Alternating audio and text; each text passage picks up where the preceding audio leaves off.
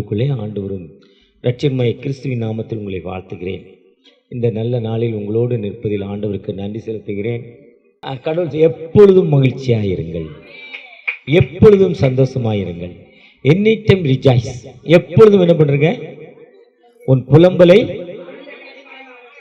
அருமையான வார்த்தை. நம்முடைய புலம்பல் என்ன பண்ணுவாரு? எப்பவுமே இந்த பிளாசர் பாஸுடைய தம்பி இங்கே நிற்கிறார்.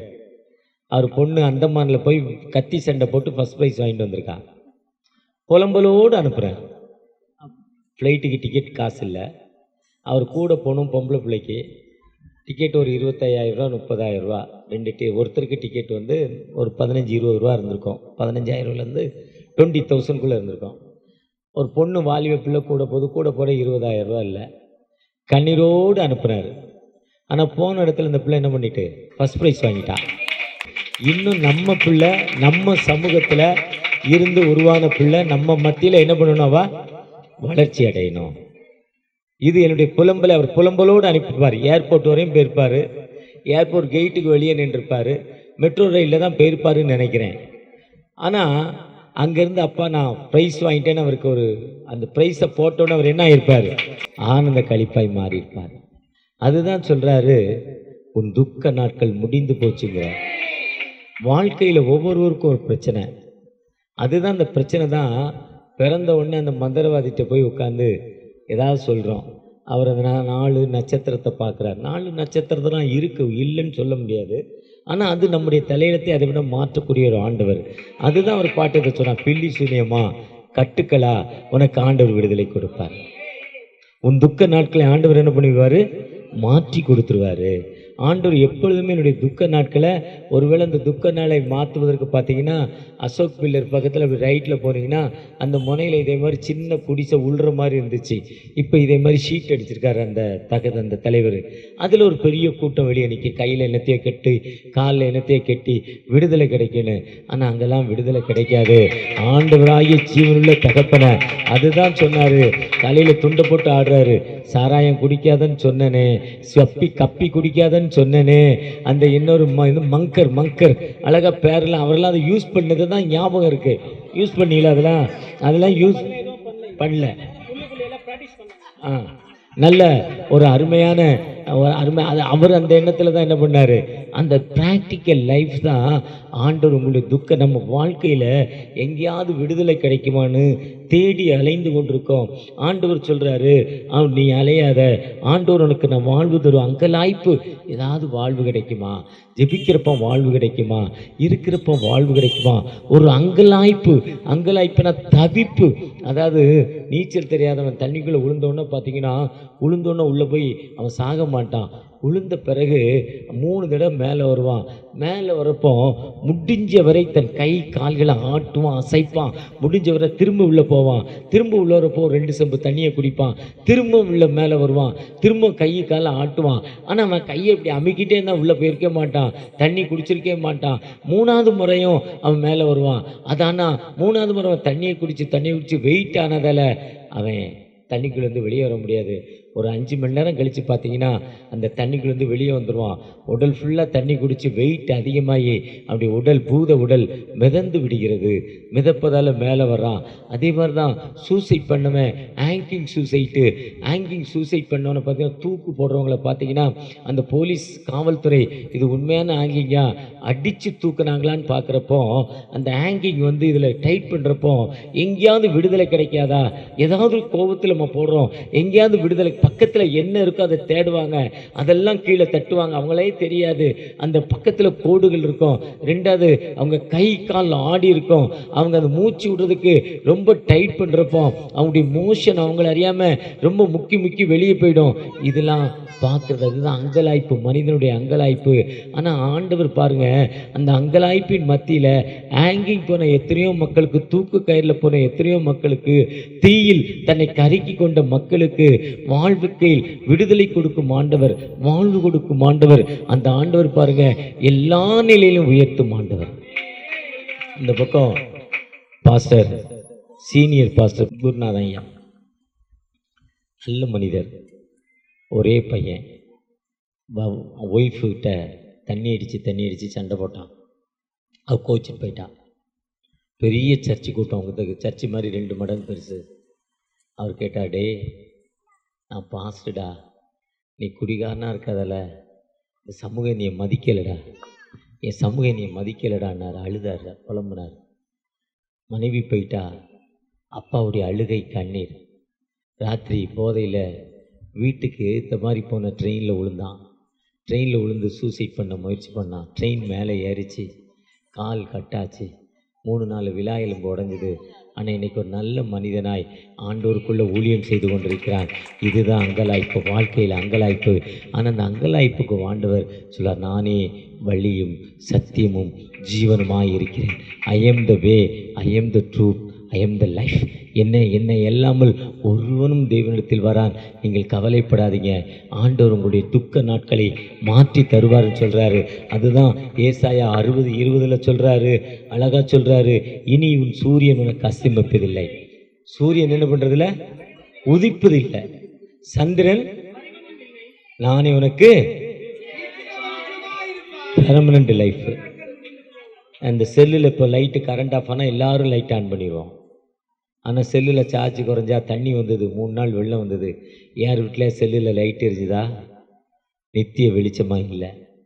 அவர் வீட்டுக்குள்ளே இவ்வளோ தண்ணி வந்திருக்கு. அவர் சொல்கிறார், தண்ணி மழை பெஞ்சோரில் ஊற்று வருதுங்கிறார். என்னோட ஸ்ரீலங்காவில் அந்த சகோதரர் பார்த்தார், ஒரு பாதி தான் புரியும், பாதி புரியாது. நம்ம தமிழ், அவங்க தமிழ் வேறு தமிழ். நம்ம தூங்கிட்டாருமோ, அவங்க நித்திரைக்கு போயிட்டாங்கம்பாங்க. நம்ம போதுமான்னு கேட்போம், அவங்க காணும்பாங்க. அது அவங்களுடைய தமிழ் வேறு, பாதி தான் புரிஞ்சிருக்கோம். ஆனால் அந்த அங்கலாய்ப்பு மத்தியிலும் ஆண்டவர் உங்களுக்கு நித்திய வெளிச்சமாய் வாழ்வு கொடுக்கிற ஆண்டவராய், உங்களுக்கு விடுதலை கொடுக்கிற ஆண்டவராய், அந்த ஆண்டவர் உங்களோடு என்னோடு கடந்து வந்திருக்கிறார். நம்ம தமிழ்நாட்டில் பண்ணவிளைங்கிற ஊர் இருக்குது, தூத்துக்குடி மாவட்டத்தில் பண்ணவிளை. டோனாவருங்கிற ஊர் திருநெல்வேலி மாவட்டத்தில் இருக்குது. அந்த பண்ணவிளையுடைய ஃபேமஸ் என்னென்னா, பெண்கள், வாலிப பெண்களை பொதுவான இடத்துல கொண்டு போய் விட்டுருவாங்க. ஒரு ஊருக்கு பொதுவான இடத்துல எந்த ஆண்களும் அவங்கள யூஸ் பண்ணலாம், எந்த ஆண்களும் அவங்கள யூஸ் பண்ணலாம்.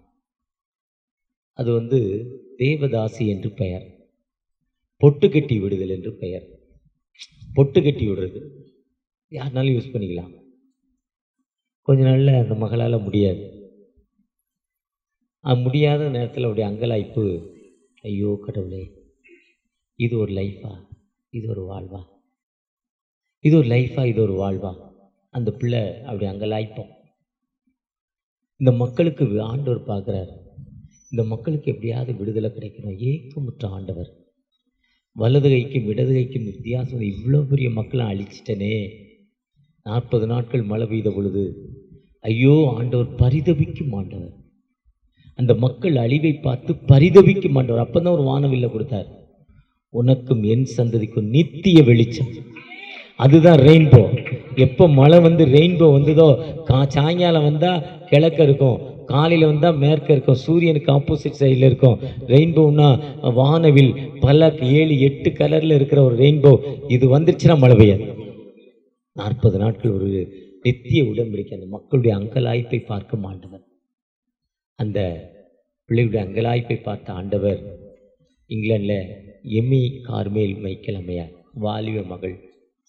நம்முடைய கண்கள் கருப்பு, அந்த வெள்ளைக்காரருடைய கண்கள் எப்படி இருக்கும்? ரெட் கலர், பூனை கலர். நம்ம தான் ப்ளூ, அவங்க இது ரெட் கலர். நம்ம அவங்கள பார்த்து என்ன சொல்லுவோம்? பூனை கண்ணுன்னுவோம். ஸ்கூலில் ஒருத்தனுக்கு இருக்கும் பூனை கண்ணானுவோம்ல. அப்போ நம்மளை பார்த்து அவங்க கிண்டல் பண்ணுவோம், அந்த பொண்ணுக்கு ப்ளூ கண்ணு. ஏன்னா எல்லாத்துக்கும் ரெட்டு. அவங்க ஊரில் என்ன பேர் சொன்னாங்களோ, அந்த பொண்ணு முட்டி போட்டு அழுவுமா, தகப்பனே இந்த கண்ணை மாற்றிட்டாங்கப்பா, எல்லார மாதிரி நான் இல்லையே, எல்லா பிள்ளைகள் மாதிரி இல்லையே பாரான். ரஷ்யாவுக்கு போனாங்களாம் ஊழியத்திற்கு, சைனாவுக்கு போனாங்களாம். சைனாவில் போயிருக்கப்போ அந்த ஊருக்கு தகுந்த இவங்க என்னுடைய ஒரு ட்ரெஸ்ஸை மாற்றிக்கலன்ட்டாங்களாம். அப்போ அந்த 3 மக்கள் ரட்சிக்கப்படலையா, இது வெளிநாட்டுக்காரின்னாங்களாம். ஏதோ பிரச்சனை வந்துச்சு. அன்றிலிருந்து அந்த ஊர் ட்ரெஸ்ஸை போட்டாங்களாம். ரஷ்யா சைனாலாம் ஊழியத்துக்கு போயிட்டு, ஆண்டுடைய காலிங் இல்லை உனக்கு அங்கே இல்லை, நீ இந்தியாவுக்கு வான்ட்டாரான். அங்கேருந்து இந்தியாவுக்கு தமிழகத்துடைய இந்த வேலூர் பக்கத்தில் ஏலகிரி மலைக்கு வந்தாங்க. ஏலகிரி மலை ஒரு கொடைக்கானல் மாதிரி ஒரு கிளைமேட்டு, ஜில் கிளைமேட்டு. அங்கே ஒயிட்ஸுங்கிற ஒரு துறை ரெவரண்ட் திருநெல்வேலியிலேருந்து அங்கே வர்றார். அந்த அம்மாவை பார்க்குறாரு. லேடி, வாலிப பிள்ளை, வெள்ளைக்கார பிள்ளை. எதுக்கு இங்கே வந்துரு? சேரீ தான் கட்டுவாங்க. எதுக்கு என்ன இங்கே வந்தோன்னு ட்ரெஸ்ஸை மாற்றிட்டாங்க. எத்தனையோ அடிமைப்பட்ட மக்களுக்கு வாழ்வு கொடுப்பதற்காக, எவ்வளோ மக்கள் விடுதலை இல்லாமல் வாழ்ந்து கொண்டிருக்காங்க பாவத்தில். அந்த மக்களுக்கு விடுதலை கொடுப்பதற்காக ஆண்டவரை நினைப்பேன். அப்போ இது இல்லை, நீ செய்ய வேண்டிய பணி பண்ண விலையில் இருக்குவான்னாங்க. எந்த பணினா, பெண்களை கொண்டு பொது இடத்துல விட்டுருதான். அந்த பெண் நாசமாய் வாழ்க்கையை வீணாக போயிடுது. அந்த பெண்ணை யாருமே கவனிக்கல. அந்த பெண்களுக்கு ஏதாவது நீ உதவி செய்ய இன்னும் கூப்பிட்டு போனாரா? போயிடுச்சான். அந்த பெண்களை கண்டுபிடித்து அந்த சமூகத்திலேருந்து வெளியே எடுத்துகிட்டு போகிறது அவ்வளோ கஷ்டம். அந்த சமூகம் ஏற்றுக்கொள்ளாது. எய்ட்ஸ்ன்னு தெரிஞ்சவரை யாராவது ஏற்றுக்கொள்வோமா? கொரோனான்னு தெரிஞ்சவரை பக்கத்தில் போவோமா? போக மாட்டோம்ல. அதே மாதிரி அந்த பெண்களை யாருமே ஏற்றுக்கொள்ளலை. இந்த அம்மா ரொம்ப கஷ்டப்பட்டு அந்த பெண்களை கண்டுபிடிச்சி டோனாவூரில் 450 ஏக்கர் இடம் வாங்கினாங்க. இப்போ பாஸ்டர்ஸ்லாம் போன வருஷம் போய் பார்த்தாங்க. டோனாவூரில் 450 ஏக்கர் இடம் வாங்கினாங்க. அந்த பெண்களுக்கு ஒரு வீடு கட்டி கொடுத்தாங்க, ஒரு சர்ச்சு கட்டினாங்க. அந்த பெண்களே விவசாயம் பண்ணி கத்திரிக்காய், முருங்கைக்காய், வெண்டைக்காய் ஏதோ ஒன்று போட்டு விவசாயம் பண்ணி சாப்பிடு, உன் கையில் நீ வாழுன்னு சொல்லி கொடுத்தாங்க. இதுதான் வானத்தை முன்படைத்த ஆண்டவர். நம்ம மேலே கரிசனை உள்ள ஆண்டவர், இரக்கம் உள்ள ஆண்டவர். அந்த மோசே யாத்ரா 34 சீனாய் மலையில் ஏறி தரை மட்டும் குனிந்து ஆண்டவரை தொழுது கொள்கிறார். அப்போ ஆண்டவர் சொல்கிறாங்க, நான் இரக்கமும் மன உருக்கமும் நீடிய சாந்தமும் கிருபையும் உள்ளவன். யார் சொல்கிறாரு? ஆண்டவரே சொல்றார். 1000 தலைமுறைகளுக்கு நான் இரக்கத்தை காட்டும் ஆண்டவர். அதே ஆண்டவர் தான் சங்கீதம் 145:8 சொல்கிறாரு, நான் இரக்கமும் மன உருக்கமும் நீடிய சாந்தமும் மிகுந்த கிருபையும். தாவீது ஐயா சொல்கிறாரு, ஒருவேளை அந்த ஆண்டவர் மன உருக்கம் உள்ளவராய், கிரேஸ்ஃபுல் ஆண்டவராய், மெர்சிஃபுல் ஆண்டவராய் வந்திருக்கிறார். உன்னுடைய துக்க நாட்களை முடிந்து போக செய்கிறார். உனக்கு விடுதலை கொடுக்க ஒரு ஆயத்தம் உள்ள தகப்பனாய் இருக்கிறார். உன் வாழ்வில் இருக்க கஷ்டங்கள் உன்னை அறியாமல் இருக்கிற, அவர் சொன்ன மாதிரி சுருட்டா, உன் வாழ்வில் இருக்க பொடியா, உன் வாழ்வில் இருக்கிற அந்த புகையிலையா, உன் வாழ்வில் இருக்கிற ஒரு அசுத்த எண்ணங்களா, தீய எண்ணமா, உனக்கு விரோதமாய் உருவாக்கப்பட்ட அந்த கஷ்டப்பட்ட அந்த கல் பில்லி சூனியங்களா. கடந்த நாளில் ஒரு சகோதரி, ஐயா என்ன ஜெபம் பண்ணுங்கிறாங்க. எங்கள் அண்ணன் இறந்து அந்த டென்ஷனில் உள்ள இருக்கிறேன். பெரிய கூட்டம். ஒரு ஃபோன் அட்டன் பண்ணுறேன், ஐயா ஜெபம் பண்ணுங்க. தீராத தலைவலி எனக்கு. என் வீட்டில் எனக்கு தூக்கம் வரல. பில்லி சூனியங்கள் மத்தியில் வாழ்ந்து கொண்டிருக்கேன். எனக்காக நீங்கள் ஜெபம் பண்ணுங்கயாங்கிறாங்க. பயங்கர கூட்டம், பயங்கர டென்ஷன். ஆனால் அந்த டென்ஷன் மத்தியிலையும் ஆண்டவரை நோக்கி நான் அந்த மகளுக்காக ஜெபித்தேன். ஒருவேளை நீங்கள் எந்த நேரத்தில் என்னை நோக்கி கூப்பிடுகிற எளியவனுக்கும் வாழ்வு கொடுக்கும் ஆண்டவர், வாழ்வு கொடுக்கும் ஆண்டவர். அந்த ஆண்டவர் உன் கட்டுக்களை, விடுதலையை இந்த நாளில் மாற்றி கொடுக்கிற ஆண்டவராய் காணப்படுகிறார். உனக்கு விடுதலை கொடுப்பிருக்க ஆயத்தமுள்ள தகப்பனாய் காணப்படுகிறார். தகப்பனே எனக்கு விடுதலை தாங்க, என்னை ஆசீர்வதிங்கன்னு கேட்கிறப்ப அந்த ஜீவனுள்ள ஆண்டவர் நம்மோடு கடந்து வந்திருக்கிறார். பிரியமானவனே, உன் ஆத்துமா வாழ்வது போ எல்லாவற்றிலும் வாழ்ந்து சுகமாயிரு மகளே. பிரியமானவனே, உன் ஆத்துமா வாழ்வது போ எல்லாவற்றிலும் வாழ்ந்து சுகமாயிரு மகளே. ஆண்டுடைய படைப்பே எல்லாவற்றையும் படைத்து நல்லது என்று கண்டு மனிதனை உருவாக்கினார். நல்ல காற்று, நல்ல நிலம், நல்ல தண்ணீர், நல்ல மனிதனுக்கு அனைத்து உணவு, மீன், கறி, மாம்சக்கறி, மரக்கறி. மரக்கறினா என்னது? கத்தரிக்காய் மரக்கறி. இன்னொரு கறிக்கு இறைச்சி. அவங்க தமிழில் இறைச்சியும் கொடுத்துட்டாரு. மரத்தில் விளையிற கொய்யா, சப்போட்டா, பீன்ஸு, கேரட்டு, பீட்ரூட்டு எல்லாத்தையும் கொடுத்துட்டாரு. எதுவுமே சாப்பிடக்கூடாது. அப்போ நான் இப்போ என்ன பிரச்சனைனா, எனக்கு என்னது, எனக்கு டயபெட்டிக், சுகர் பேஷண்ட்டு. இப்போ நான் என்னெல்லாம் சாப்பிடக்கூடாது? கரும்பு சூறு குடிக்கக்கூடாது. இன்றைக்கி ஒரு 2 பீஸ் மாம்பழம் சாப்பிட்டேன். நல்லா அழகாக யாரோ சீவி நல்லா பழுத்துருச்சு, கல் வைக்காது, கல் வச்சதில் டேஸ்ட் இல்லை, அழகாக சீவி யாரோ ஒருத்தர் கொடுத்தாங்க. யாரோ ஒருத்தர் பக்கத்தில் ஒரு ஃபாதர் உட்காந்து சாப்பிட்டார், ஆர்சி ஃபாதர். அவருக்காக எனக்கும் வச்சவா பங்கு. நான் சாப்பிடக்கூடாது ரொம்ப கண்ட்ரோலாக இருந்தேன் ஒரு 10 நாளாக, ஒரு வாரமாக. ஏன்னா ஹைஃபை சுகராக கூடுது, ரொம்ப சுகர் அதிகமாகுது. இருந்தாலும் மனுஷன் தானேங்க, உன் ஆத்மா வாழ்கிறது போல் ஒரே ஒரு பீஸ் வச்சேங்க, அவ்வளோதாங்க. வாயில் காஞ்ச மாடு கம்பில் விழுந்த மாதிரி ஒரு 4-5 பீஸ் கட்டன்னு உள்ள போச்சு. அங்கேருந்து மேகமாக என் மனைவி வந்தாங்க. நாங்கள் தோத்திரம் அந்த எடுத்துகிட்டு போயிருந்தேன். இருந்தால் தட்டை காலி ஆகிருக்கும். ஒரு வாரத்துக்கு சுகர் குறையாது, இப்போ 3 நாளைக்கு குறையாது. ஆனால் ஆண்டவருடைய படைப்பு எதுவுமே என்ன இல்லை. 35 வருஷமாக சுகர். எனக்கு சுகர் வந்தால் என்ன பண்ணும்? கண்ணு போயிடுது, காது போயிடுது, வாய் போயிடுது, கிட்னி போயிடுது, ஹார்ட் அட்டாக் வந்துடுது. 4 வருஷம் இவர் சொன்ன மாதிரி தண்ணி அடித்தா 2 வருஷத்தில் எல்லாமே அவுட்டு செத்து போகிறான். சூப்பராக சொன்னார். அவரும் அதைத்தான் சொன்னார். எது மாடல் தான் வேற, காரியம் ஒன்று தான். ஆனால் எனக்கு ஆண்டவர் என்ன பண்ணலை, ஒன்றுமே கெட்டு போனாலும் சிட்டியாக கொடுத்துட்டாரு. அதுதான் என் ஆத்மா. அவங்க கேட்குறாங்க, எப்படியா நீ வாழ்கிற, கண்டதை டக்குன்னு அடிக்கிறிய, எப்படி சாப்பிட்ற, டக்குன்னு எப்படி நான் நேரில் சாப்பிட்ற தைரியமாக சார் 2 வாழைப்பழம் சாப்பிட்றேன், என்னடா இதெல்லாம் கதையாக இருக்க. கடவுள் என் கூட இருக்கிறாங்க, லார்ட் வித் அஸ். கடவுள் என் கூட இருக்கிறார். யார் என் கூட இருக்கிறா? சில கண்டிஷன் கொடுத்துருக்கிறார், சில கண்டிஷன்ஸ். என்ன கண்டிஷன்னா, நிறைய சாப்பிட்டா கொழுப்பு சத்து கூடி பைப்பு, ரத்த பைப்பு அடைச்சி ஹார்ட் அட்டாக் வந்து செத்து போவேன். அதனால் நீ நிறைய சாப்பிடக்கூடாது என்பதற்காக நான் என்ன பண்ணியிருக்கேன், சுகர் வியாதியை. இப்போ எங்கள் அண்ணனுக்கு இறந்தார், 76 வயசு, 35 வருஷமாக சுகர். எத்தனை வருஷமா? என்ன மாதிரி வாழ்ந்துருக்கிறார் பாருங்கள். ஒரு டேமேஜ் இல்லாமல். கடைசி காலங்கள்லாம் கஷ்டம், டேமேஜ் ஒன்று ஒன்றா டேமேஜ் ஆச்சு கொஞ்சம் கொஞ்சமாக. அவர் கொடுத்த அழைப்புக்கு ஒப்பு கொடுக்கல, அவ்வளோதான். கொடுத்துருந்தா ஒன்றுமே டேமேஜ் ஆகியிருக்காரு. பொதுவாக ஆண்டவர் எப்போவுமே என் புலம்பலை சந்தோஷமாக மாற்றி கொடுக்க மாட்டேன். நீ புலம்ப வேண்டாம், உன் துக்க நாட்கள் முடிந்து போச்சுருந்தான்.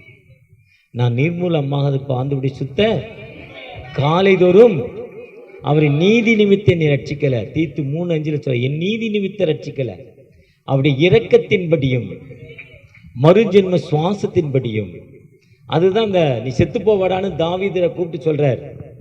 அந்த சங்கீதம் 51:12 படிக்கிறாரு, சொல்றாரு, ரட்சணியத்தின் சந்தோஷத்தை திரும்பவும் தந்து நீர் எனக்கு விடுதலையை திரும்ப தாங்க. அவர் ஜெபம் பண்றார், என் விடுதலையை நீங்க எனக்கு என்ன பண்ணுங்க. இப்ப நீங்க என்ன வேதனையோ, என்ன துன்பம், என்ன கண்ணீரோடு இருக்கிறப்போ, தகப்பனே எனக்கு ஒரு விடுதலை கொடுங்க. தாவீதை விட நம்ம ஒன்றும் மோசமான பாவம் பண்ணிடல. பண்ணமா? எப்படி சொல்றிய?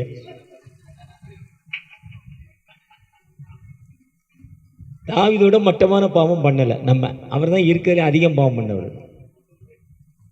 மேலே போய் நின்னாரு, ஒரு பொம்பளை குளிக்கிறப்ப பார்க்குறாரு, புருஷனை கொன்னுட்டாரு, கல்யாணம் பண்ணிக்கிட்டாரு. எவ்வளோ ஒரு கொலையும் பண்ணிட்டாரு, ரொம்ப பெரிய பாவம். ஆனால் நீ செத்து போவாடாங்கிறார் ஆண்டவர். 2 சாமுவேல் 12ஆம் அதிகாரம் சங்கீதம் 51 இதெல்லாம் வாசிங்க. நீ செத்து போவ, நீ அழிஞ்சு போவங்கிறார். உடனே அங்கேயே முட்டிய போடுறான். வீட்டுக்கு போகலங்க, கதவை பூட்டலைங்க.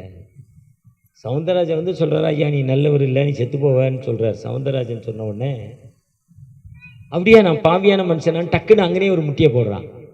தகப்பனே நீ மன்னிங்க, ஃபர்கிவ்னஸ். அதுதான் சொல்றாரு, நீ இதயத்திற்கு நீ ஏற்றவன். அந்த புலம்பல் எப்போ மாறிடுச்சு?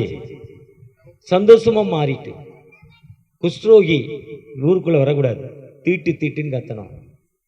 அவன் மத்தேயு 8ஆம் அதிகாரத்தில் தாவீதின் குமார்னு, சன் ஆஃப் டேவிட்.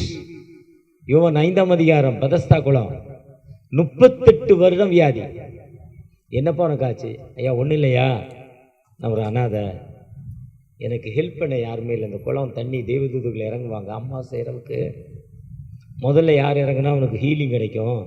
நான் முதல்ல இறங்குறதுக்கு எனக்கு உதவி செய்ய யாரும் இல்லை. எனக்கு உதவி செய்ய அவர் சொல்றார், get up, take your bed and walk. எழுந்து உன் படுக்கை எடுத்துக்கொண்டு நட.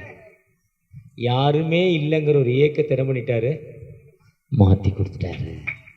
யாருமே இல்லைங்கிற அந்த ஏக்கத்தை என்ன பண்ணிட்டாரு, உன் புருஷன் இல்லையா கவலைப்படாத, உன் அப்பா அம்மா இல்லையா கவலைப்படாத, உன் பிள்ளைகள் கைவிட்டுட்டாங்களா கவலைப்படாத, ஐயோ ஒரு பையனை விரும்பி கல்யாணம் பண்ணிட்டு வந்தேன் என் சமூகம் நீ கைவிட்டுருச்சா கவலைப்படாத.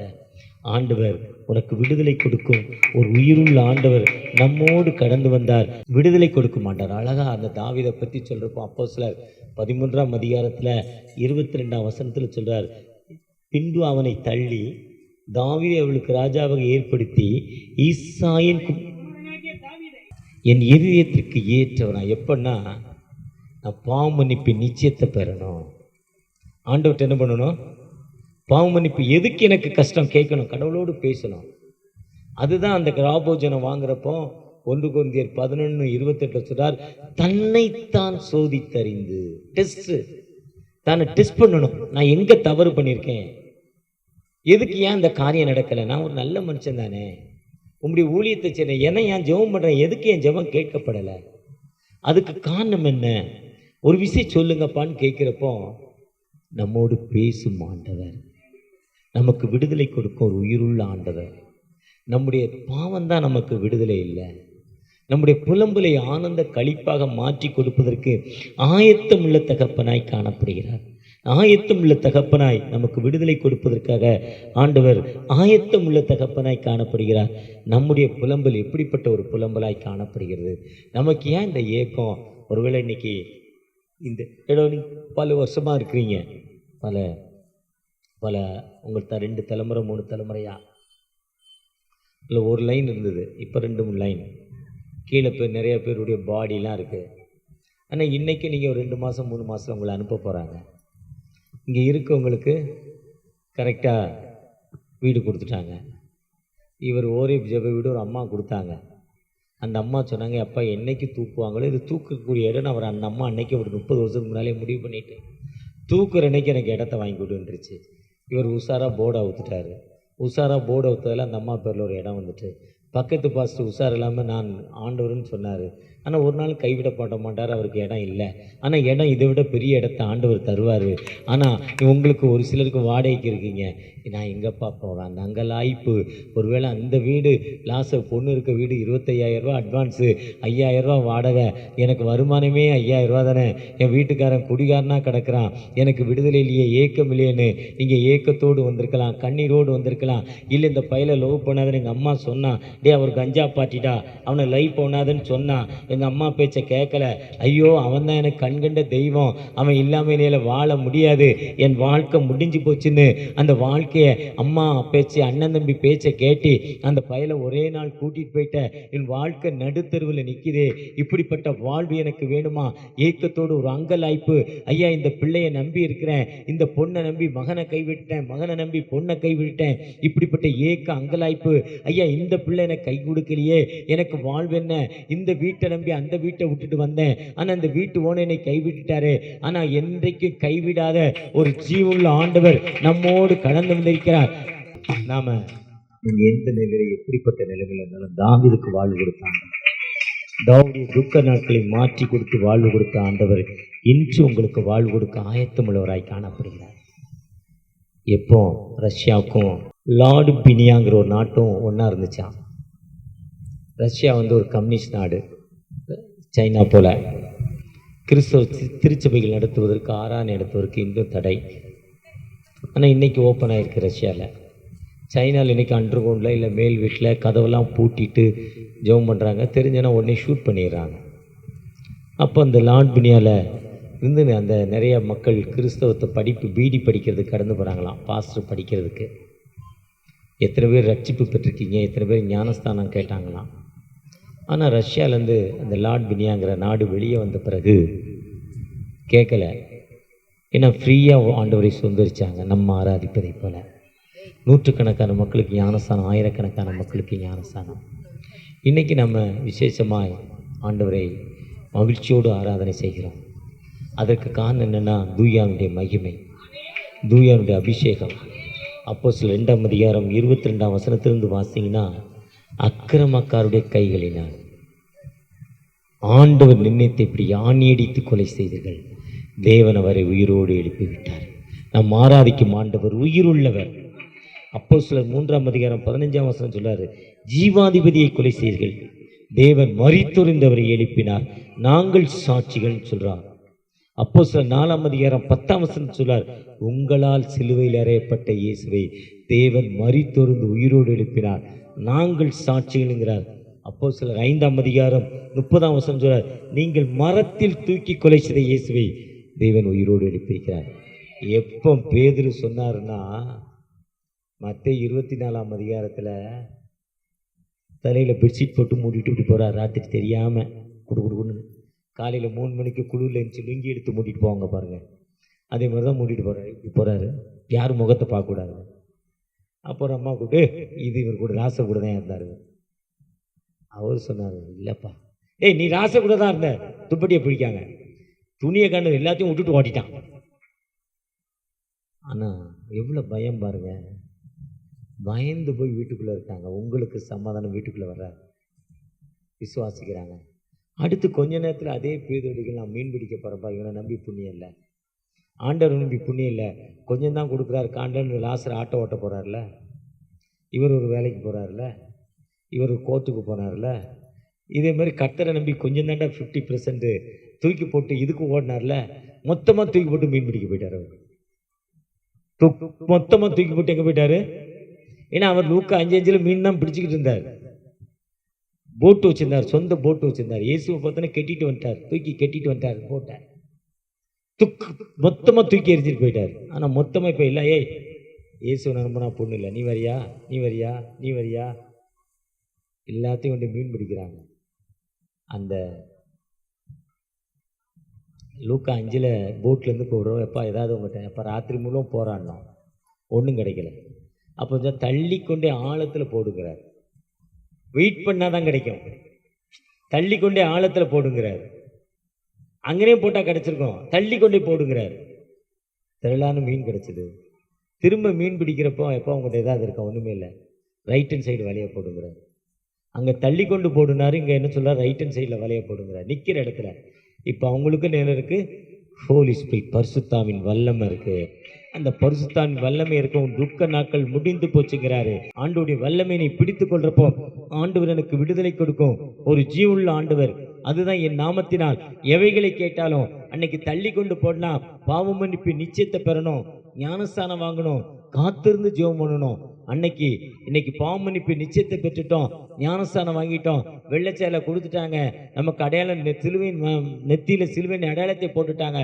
இன்னைக்கு எங்க நின்று ஜெபம் பண்றோமோ அங்கே விடுதலை கொடுக்கும் ஒரு உயிருள்ள ஆண்டவர் நம்மோடு கடந்து வந்திருக்கிறார். ஒரு வாழ்வு கொடுக்கும் ஒரு உயிருள்ள ஆண்டவர் நம்மோடு கடந்து வந்திருக்கிறார். நம்முடைய புலம்ப நாட்களை, துக்க நாட்களை மாற்றி ஒரு விடுதலை கொடுப்பதற்கு ஒரு ஆயத்தமுள்ள தகப்பனாய் காணப்படுகிறார். எந்த மனிதன் என்ன இடத்திலிருந்து கேட்கிறானோ அந்த மனிதனுக்கு விடுதலை கொடுக்கும் ஒரு உயிருள்ள ஆண்டவர். வெஸ்ட் பெங்கால் இந்தியாவை சேர்ந்தது, ஈஸ்ட் பெங்கால் அடுத்த நாடு, இந்தியாவில். அங்குள்ள சுதேச மிஷினரி அந்த ஊருக்காரங்க, இப்போ இந்த ஊருக்கார் பாஸ்ட் எப்படி லாசர் இந்த ஊருக்கார் பாஸ்ட் ஆகிட்டார். முன்னால் தெரியும்பா, கஞ்சா அடித்தான், தண்ணி அடித்தான், அருவா வச்சுருந்தான். இன்றைக்கி வெள்ளை வேட்டி வெள்ளை சட்டை பாஸ்ட் ஆகிட்டார். இவரை தெரியும், தெரியாத ஒருத்தர் இல்லை, தெரிந்த ஒரு மனிதர், அவரை தெரியும். அவன்தான் சுதேச மிஷினரி. அந்த மக்களுக்கு அவங்க மொழியில், அவங்க இனத்தில், அவங்க மொழியில் அவர் காஸ்பல் சொன்னார். ஒருத்தருமே அவனை பற்றி எனக்கு தெரியாதா, அவன் யாரா, அந்த ரவுண்டில் உட்காந்து அந்த என்ன பைப்பில் ஊதுறான் அவன் தானே சொல்லுவாங்கல்ல, பாலத்தில் உட்காந்து அவளை கிண்டல் பண்ணல, தண்ணி அடிச்சுக்கிட்டு அவன் தானே, அதான் எல்லாரும் சொன்னாங்க.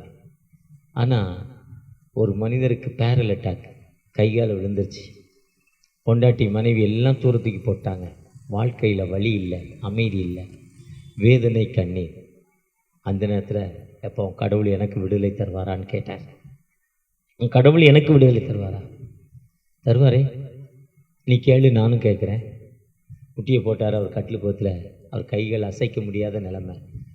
முட்டியப்பட இவர் டாக்டர் டிஜிஎஸ் தினகரனில் மோகன் லாசரஸில் பெரிய ஊழியக்காரர், சாதாரண ஒரு ஊழியக்காரர் முட்டியை போட்டார். ஒத்தாசை ஒரு பர்வதங்களுக்கு நேராக கண்களை ஏறெடுத்தார். நெருக்கத்திலே ஆண்டவரை நோக்கி கூப்பிட்டார். ஆண்டவர் மனிதனுக்கு பேரலட்டாக்கான மனிதனுக்கு விடுதலை கொடுத்தார். அந்த புலம்பலை மாற்றி கொடுத்த ஆண்டவர் இன்று நமக்கு புலம்பலை மாற்றி கொடுக்க ஒரு ஆயத்தம் உள்ள தகப்பனாய் காணப்படுகிறார். தகப்பனே, எனக்கு என் புலம்பலை மாற்றி கொடுங்க, என்னை ஆசீர்வதிங்க, உங்களுடைய கிருபை எனக்கு தாங்க தகப்பன் நோக்கி பார்ப்போமா? பார்க்குறப்ப நிச்சயமாகவே உங்களுக்கு ஒரு விடுதலை கொடுப்பதற்கு ஆயத்தம் உள்ள தகப்பனாய் காணப்படுகிறார். அவரை நோக்கி பார்ப்போமா? அன்பின் தகப்பனை அவரை நோக்கி பார்க்கிறப்பா. வேதனையின் மத்தியில், கண்ணீரின் மத்தியில், பிரச்சனையின் மத்தியில், இக்கட்டு மத்தியில், பில்லி சூனியங்கள் மத்தியில் இரவில் தூக்கம் வரலப்பா. கெட்ட கனவுகள், கெட்ட சிந்தனைகள் மறிக்க வேண்டும். இனி ஏன் உலகத்தில் வாழணும்? இவ்வளவு கடன் ஆகிட்டே. என் கணவருக்கு தானே வாங்கி கொடுத்தேன், அந்த ஆள் எல்லாத்தையும் லாஸ் பண்ணிவிட்டு இன்னொருத்தி கூட போயிட்டானே, நான் ஏன் அந்த உலகத்தில் வாழணும்? கண்ணீரோடு நினைத்து கொண்டிருக்க அன்பு மகளுக்காக தகப்பனே, ஒரு விசை கூட மனமிருங்கப்பா, ஒரு விசை கூட மனமிருங்கப்பா. ஐயா, இவ்வளவு கஷ்டம், இத்தனை பிள்ளைகள் பிறந்து ஒன்று கூட எனக்கு இல்லைப்பா, என் கற்பமே வெறுமையாயிட்டு, அந்த பிள்ளைகள் நிமித்தம் நான் ஏன்பா வாழணும்? ஏக்கத்தோடு ஜெபிக்கிற அன்பு மகளுக்காக தகப்பனே, இவ்வளோ மாத்திரை மருந்து சாப்பிட்டோம் எனக்கு விடுதலை இல்லைப்பா, கிட்னி ஃபெயிலியர் ஆகிருக்குப்பா, நான் எப்படி வாழ முடியும்? ஏக்கத்தோடு ஜெபிக்கிற அன்பு மகளுக்கு தகப்பனே, வாழ்க்கையில் அமைதி இல்லைப்பா, எதுக்கு நான் வாழணும்? அமைதியற்ற நிலைமையில கண்ணீரோடு பிரச்சனைகள் மத்தியில வாழ்ற அந்த அன்பு மகளுக்காக தகப்பனே, இருளான என் வாழ்வு, நீங்களே நித்திய வெளிச்சம் சொன்னீங்க, ஆனா ஒரு இருளான வாழ்வு தகப்பனே, என் வாழ்வு எனக்கு இருளாய் மாறி இருக்கு, என் வாழ்க்கையே எனக்கு ஒரு மோசமா மாறிட்டு, எனக்கு ஒரு விடுதலை கிடைக்காதா? ஏக்கத்தோடு ஜெபித்துக் கொண்டிருக்க அந்த அன்பு மகளுக்காக தகப்பனே, ஒரு விசை கூட ராமதாஸ் நகர் பகுதி மக்களுக்காக ஜெபிக்கிறோம். எங்களுக்கு வீடு கிடைக்கலையே, நாங்கள் கெட்ட வேண்டிய பணத்தை இந்த 1.5 லட்சமோ 1.5 லட்சமோ எப்படி நான் கெட்ட முடியும்? வாழ்க்கையில் ஒன்றுமே இல்லையா, நான் எப்படி கெட்ட முடியும்? சாப்பாட்டிற்கே தினமும் வழி இல்லை, மாதம் ஒரு முறை என்னையால் எப்படி டியூ கட்ட முடியும்? என்னுடைய நிலைமை என்ன? ஏக்கத்தோடு ஒரு புலம்பல் தகப்பனே, ஒரு புலம்பலாக ஐயா, என் கண்ணீரான வாழ்வு அந்த 1.5 லட்சம் இல்லாமல் இந்த அரசாங்கம் எனக்கு இந்த வீட்டை தரக்கூடாதா? ஏழையாக எனக்கு இந்த வீட்டை தரக்கூடாதா? ஏக்கத்தோடு ஜெபிக்கிற அந்த அன்பு சகோதரிக்காக உன் ஜெபம் பிணியாளியை ரட்சிக்கன்னு சொல்லியிருக்கீங்க. நீ விசுவாசித்தால் தேவனுடைய மகிமையை காண்பாயின்னு இருக்கீங்க தகப்பனே. 5 லட்சம் சொன்னது 1.5 லட்சமோ 1.5 லட்சமா மாறி இருக்கு. ஆனா அது இல்லாம இந்த அரசாங்கம் பிரியாய் தருவதற்கு ஆட்சியாளர்கள் மத்தியில, அதிகாரிகள் மத்தியில பேசுங்க தகப்பனே. ஒன்னு இது ஒரு பெரிய பணம் அரசாங்கத்திற்கு தகப்பனே, ஒரு விசை கூட மனமிறங்கி ஃப்ரீயா கொடுக்கறப்ப அந்த வீட்டை விற்க வேண்டிய நிலைமை எனக்கு வராது தகப்பனே. ஏக்கத்தோடு நம்பிக்கையோடு ஜெபிக்கிற அந்த அன்பு பிள்ளைகளுக்காக உன் புலம்பலை சந்தோஷமாக மாற்றுவேன். ஒரு நோக்கத்தோடு இந்த பகுதிக்கு அழைச்சிட்டு வந்திருக்கீங்க. அழைத்தவர் உண்மையுள்ளவரப்பா. நீ விசுவாசித்தால் தேவனுடைய மகிமையை காண்பாய். திருச்சபை ஊழியர்களாக, திருச்சபை மக்களாக, ஊழியர்களாக ஜெபிக்கிறோம் தகப்பனே. ஒரு அற்புதம் செய்யப்பா, உங்களுடைய அற்புதம் தகப்பனே, நீங்க இறங்குங்க. அறுவடை மிகுதியாலோ இல்லை, அன்பரின் கதறல்